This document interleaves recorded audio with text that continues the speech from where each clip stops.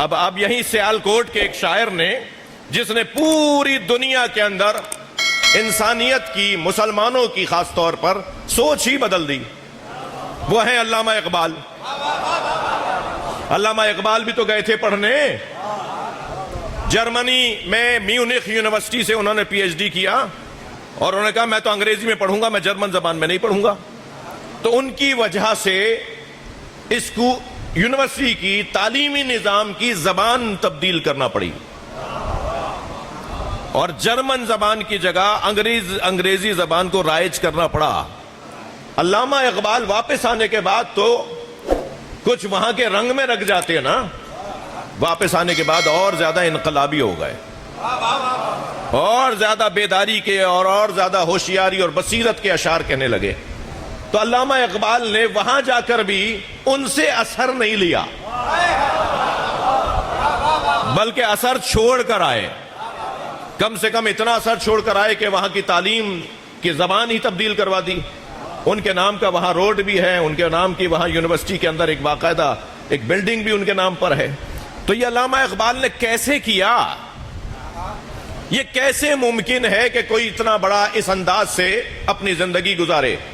علامہ اقبال نے 2 مصروں میں اس کی وضاحت فرمائی ہے، اور وہی 2 مصرے میری اور آپ کی دید بدلنے کے لیے بہت ہے۔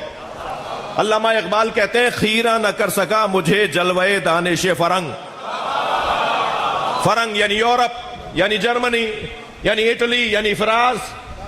خیرہ نہ کر سکا مجھے جلوے دانش فرنگ، سرما ہے میری آنکھ کا خاک مدینہ و نجف۔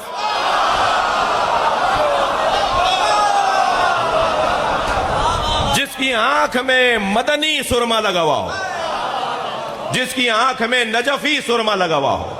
میں اور جملہ بڑا کر دیتا ہوں، جو کربلا کی اینک سے دیکھتا ہو وہ بد اعتماد نہیں ہوتا، وہ خود اعتماد ہوتا ہے۔ کوئی چیز کم نہیں ہے۔ پہلے دن جب حملہ کیا، جواب دیا نا ایران نے، تو ہمارے ٹی وی چینلز پہ بیٹھے ہوئے مہمانوں نے لمبی لمبی زبانیں بولنا شروع کی۔ ایران اور اسرائیل، اس کے پاس ہے کیا جو جواب دے گا؟ یہ کس سے پنجہ آزمائی کر رہا ہے؟ ان کے پاس تو کچھ بھی نہیں ہے۔ اور اب 5ویں دن وولٹیج کم ہونا شروع ہو گیا ہے۔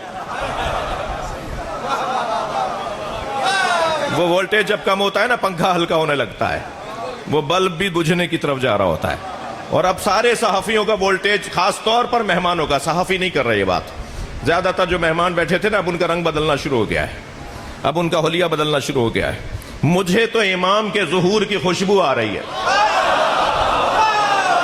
امام کے آنے کے لیے بلند تر صلوات۔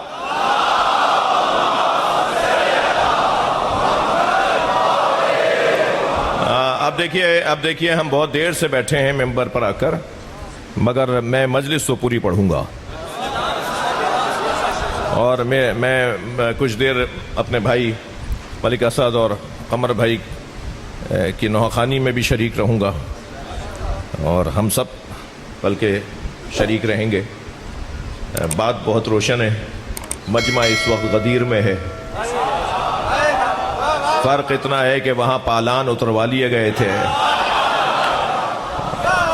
اور یہاں جوتیاں اتروا دی گئی ہیں۔ توجہ تھوڑا سا گردن ہلا دو میرے بھائی۔ یا ایھا الرسول وما محمد الا رسول، سرکار کی حقیقت محمدیہ حقیقت رسالت ہے۔ میرے نبی ہیں ہی نہیں، اللہ کہہ رہا ہے بھائی، قرآن کہہ رہا ہے میرا محمد نہیں ہے تو بس رسول۔ سوائے رسالت کے، سوائے پہنچانے کے، سوائے سمجھانے کے، سوائے ہدایت دینے کے، نبی مکرم کو اللہ نے بنایا ہی نہیں ہے۔ ان کا کام ہی سمجھانا ہے۔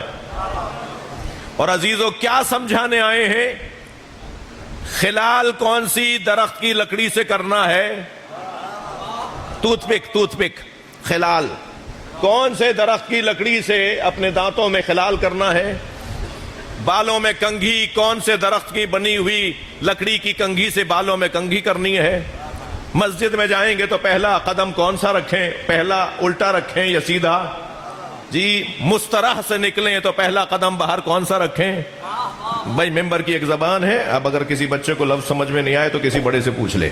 ایک صلوات پڑھیں ذرا محمد و آل محمد۔